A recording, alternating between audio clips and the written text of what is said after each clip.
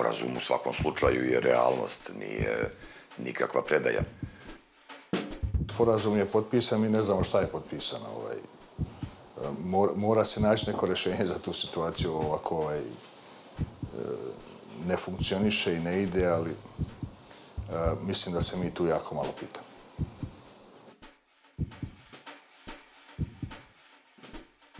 Pa ono što je istorijski fakat, to je da se na Balkanu ni jedna stvar, ni jedan dogovor nije postigao bez prisustva međunarodne zajednice, jer je činjenica da se mnogi međunarodni interesi prepliću na ovim prostorima.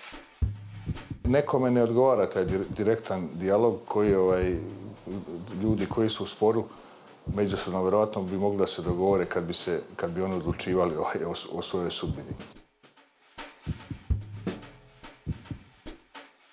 Zamrznuti konflikt ne donosi boljitak ni jednom ni drugom društvu, nego ih zarobljava u svim svojim sadašnjim manama u kojima su. Pa svi misle da je to rješenje, ali dugoročno ne. Mora se taj problem se mora nekad riješiti.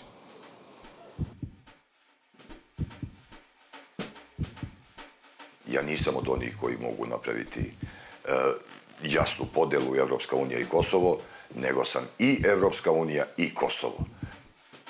Ne Evropska unija po svaku cenu, ne po cenu gubitka Kosova i ne po cenu da damo resurse kao što sad traže od Ukrajine.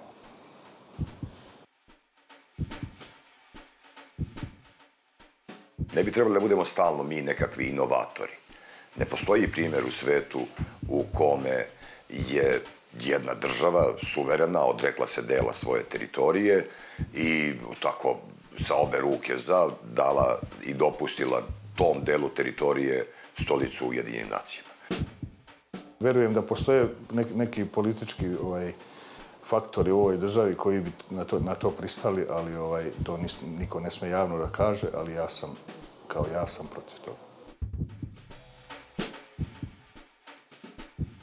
Da nije bilo delovanja ove vlasti kako bi bilo, ta zajednica srpskih opština bi vrlo verovatno bila, da se nastavilo sa politikom koja se sprovodila do 2012. godine, vrlo verovatno bila već ostvarena u opštinama južno od Ibra. Morala bi da se formira zajednica srpskih opština, ali sa nekim izvršnim pravima, ne samo kao neko udruženje građana ili neka nevladna organizacija, to nema nikakvu svrhu. Znači, Srbi na Kosovu moraju da odlučuju o svojoj sudbini.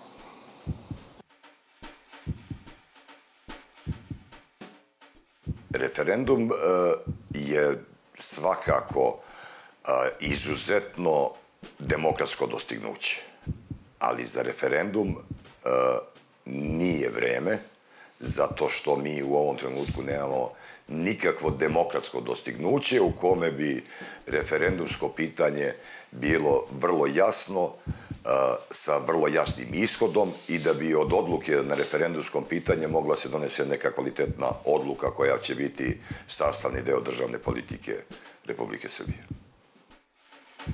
Referendum je besmislen.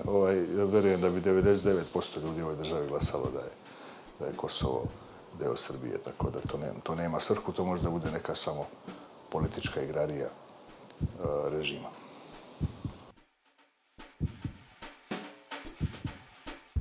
Svi sukobi koji se dešavali, ja mislim da su naručeni i vrlo jasno kontrolisani od najmanje 3 strane koje učestvuju tu. Jedna je administracija u Prištini, druga je administracija u Beogradu, a treća je administracija međunarodne zajednice. I da su svi ti sukobi pravljeni i izazivani da bi odluke koje su sledile posle njih imale nekako svoje utemeljenje u smirivanju strasti na terenu, koja je veštački izazvana. Nismo mi ti koji možemo da izazovemo, a nisu ni Albanci sa Kosova. Ako nekom bude odgovarao sukob, doće do